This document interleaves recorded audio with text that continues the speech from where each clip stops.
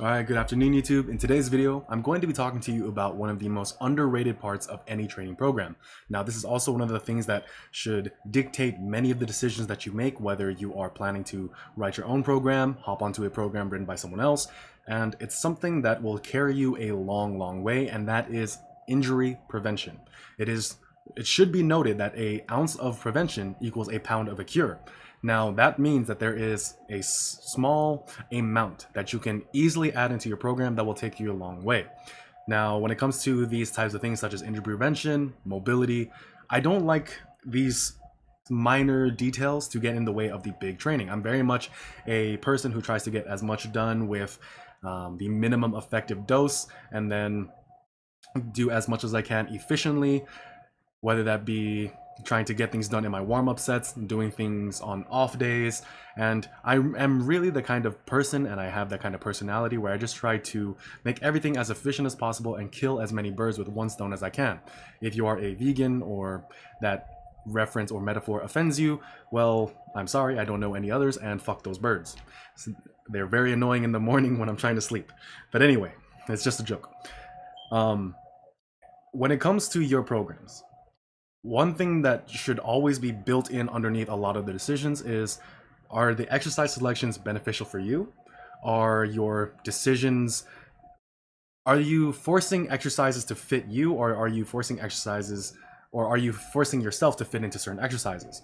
Now, I think it's kind of the minority of people who can't do the basic barbell movements, but that is a bias that I have, so that's worth noting. However, there are modifications that can be made. For example, squat depth for every single person isn't going to be competition depth. Unless they are planning to compete, you just want them to have a squat form that allows them to be injury-free, that allows them to move with balance and good structure, and then go on from there. Now, as far as everything else, those are just details. Those are small little things. Now, when it comes to other exercises like the bench, the deadlift, there are always modifications that you can make because some people just aren't going to be built into the mold that is ideal for certain exercises, and that's okay. When it comes to hypertrophy training, there's no such thing as an exercise that you are that is mandated. There's no such thing as an exercise you have to do. In my opinion, it's just more so that you have certain movement patterns that you should be doing to build a complete physique. You should incorporate some type of horizontal push, whether that be a barbell bench press, a dumbbell bench press, push-ups, dips, or incline pressing. Who cares? You should involve some type of vertical pressing. There are a lot of movement patterns, and there's a lot of exercises that fit within the movement patterns. So one of the first things that you can do to make sure that your program enables you to stay injury-free longer is it gives you that freedom to do certain exercises. Any program or any coach who says you have to do this exercise is bullshitting you, because if that exercise for you presents a greater risk of injury, it's not an exercise worth it to you, especially if you already have a history of injury. So that's just one thing, exercise selection. Now, another thing is loading. So one thing I know as I've learned as a result of working with more people over time is that people react differently to certain percentages. Now, I am always going to advocate getting stronger. I'm always going to advocate the necessity to lift heavier weights and lift a mixture of heavy, medium, and light weights. However, the spread between them, I think, while it should be tempered with whatever their goal is, whether it is more strength focused, whether it's more bodybuilding focused, or something else, I think it also needs to be modified to the individual, because some individuals just burn themselves out really quickly lifting heavy, whereas others will just fly at it. So the utility of submaximal training is very well known, very universal, and everyone can benefit from submaximal training. But to the degree that they kind of push higher intensities is going to vary from person to person, and this is important. Now, I really do believe that you do need to have frequent practice with heavier weights, so that way when weight gets heavy, your form is less likely to break down. You need to have practice at heavier weights to build that intermuscular coordination, so when you do handle heavier weights, your form is still clean, crisp, and pristine. Now, that's something that you develop over time, and the necessary intensity for that will range. Now, I think you can go all the way up to 90%, but I kind of cap it out there.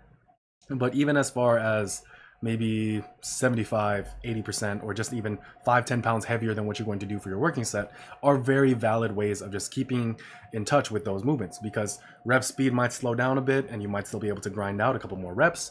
But because the rep speed was slow, it's still something that provides a good enough stimulus where you are keeping that skill of practicing a heavy single. So that's another thing you want to keep into consideration: exercise selection and then loading. Now, what about some other things? So like I said, there's a lot of small, minor actions, behaviors, habits that you can get into that are going to benefit you as far as injury prevention goes. Now, there's a couple things that I should mention. The minimum effective dose for each person is going to vary. For me, I am very fortunate to not need to do so much. I'm naturally flexible. Which is kind of weird since I'm a pretty big guy, but every time I work with like a physical therapist, they're always kind of shocked at my level of mobility given my size. Like, I'm not the most flexible, but given my size, I'm pretty damn flexible. And also when it comes to, let's say, restorative work, recovery work, so like, some things that you do with some bands, I tend to benefit from that fairly quickly. Now, so when it comes to what is going to be your minimum effective dose, all you really need to check the box is, do I feel better as a result of doing this thing? Or do I feel better than if I didn't do this one thing? So let's say for me, there's a couple things that I started implementing. If I'm Mike Tyson, if I'm doing chin-ups, right, or if I'm doing pull-ups, I make sure to change my grip, and I tend to have a grip that is a bit tighter to my body rather than being super out wide, because I find it to be more friendly with my shoulders and my elbows. So if I just do straight chin-ups, I still get elbow pain. If I mix up the grip between, let's say, a supinated grip to a neutral grip to a wide grip, if I have this variety, I find that my elbows and my shoulders feel a lot better for longer. I haven't ran into any issues with that. These are modifications that you can make, and this is a form of injury prevention. Overuse injuries are one of the most common injuries that you can accumulate over training, because you're generally doing the same thing week in, week out for quite a while. These small minor things are going to help prevent that. So that's a thing you can change. If you are doing certain exercises, find ways, and you know that these exercises, while beneficial, also present a risk of injury, of overuse injuries, find ways to kind of modify how they're done. If you're doing push-ups, you can alter your hand placement, you can alter the angles at which you push. Things such as this are going to help keep that fresh. Other things that you can do are also changing exercise variation. If your goal is more hypertrophy focused, who cares that you're doing a different variation? You're still hitting the muscle pretty damn hard.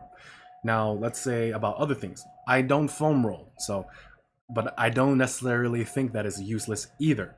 I know that there's studies that show there's either marginal benefit, but there's at least no downside to it. So if you are trying to play that game of inches and you need that little boost, sure, that's fine. Now, do I think that it's the holy grail of anything super recovery? No. But if it makes you feel better, if it allows you to keep training longer, then that's great.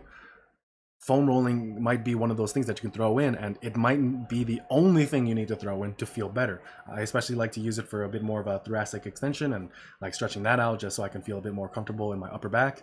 That helps out a bit, but generally that's just me. But if there are foam rolling routines that you really like, then good. The last one that I'm going to talk about is stretching. Now, stretching is very interesting. I like stretching when you're kind of like getting up in the morning, when you are not right before a weight training workout. If I were to do static stretching, it would be more so after. But stretching isn't, I don't think it's like the boogeyman, because yes, if you maintain a stretched position and then go straight into your max effort deadlift, it's probably not going to end out too well for you. But I don't think it's like, oh my god, you stretched for 10 minutes before your workout, now you're going to tear a pec. Yes, static stretching leaves you more vulnerable to injuries, and that's why I don't really recommend it, just to not take that risk, because that's what this video is about. But at the same time, it's worth noting that it's the methods used in the so sorry, I have to leave in a couple minutes. The methods used in the study are not necessarily what's used when you are training on your own. So that's worth noting. But stretching is very useful. If you find it difficult to get in position for certain exercises, is it due to the exercise itself, or is it due to your lack of mobility? And then the question would then be, how much stretching do you need to get into that deep range of motion? Generally speaking, for most exercises and for most people, it's actually a very little amount. Maybe 5 minutes a day, 5 minutes before your workouts. Do a little bit more dynamic stretching, do a little bit static stretching at the end. So 5 minutes of dynamic in the beginning of the workout, 5 minutes of static at the end. And then over time, that small little addition of just 5 minutes of stretching is enough to get them into a more comfortable, deeper position in certain exercises. That is what I mean when I say minimum effective dose. An ounce of prevention equals a pound of a cure. If that is all it takes to prevent you from developing an injury, an overuse injury over time, then it's worth doing, because like I said, it's just 5 minutes of that. And one of my favorite tools for this is band work. So me personally, I love band work. I think it's very useful. I'm very much into the mindset that if you make certain muscles, especially the smaller ones, stronger, you're going to have a longer lifting career. So things like band pull-aparts, tricep press downs, maybe even some wrist curls with the band or bicep curls with the band, something of that nature, just to keep those areas nice and healthy. I find that to be extremely useful, and it's not very strenuous to do, because you're just going to use the lightest band. You're just trying to get some blood in the area, and that's it. You go on about your day, and then you'll feel fine, you'll feel great, and you'll do good. So, or do well. So that's it for this video. Really try to find the things that you can do into your own training and try to fit them in where it just makes the smallest immediate impact, because it should be an investment in the future. So band work, mobility work, your stretching, your foam rolling, these are things that should not detract from your main session, because I don't want the main session to suffer as a result of those minor things. But it should not be a concern where you knock out so much of your main workout just to address those things. These are things that can be compounded over time. These are things where you can do the small amount, compound them over time, and then you'll get big results. That's what I've done for quite a while. And generally speaking, I've never suffered a serious injury as a result of lifting. All my serious injuries usually came as a result of something totally different, or me being very stupid. So that is it for this video. Thank you so much for watching. My name is Kurosa King, StanStrength.com. If you have any questions regarding health, fitness, or whatever, leave them in the comments below. Please subscribe to my channel. Thank you so much for watching again. On my website, you can find free programs. You can hire me as a coach, or you can just buy a personalized program from me as a result of the shop. And there's also apparel. So if you need some new workout clothes, or if it's summer cutting has been going really well for you and you need some new workout clothes because you're a lot smaller and a lot leaner, go check out the website, and I hope you can find something there that you find useful. There's free programs on there as well. I'm sure I said that already, but that's it. Have a good day.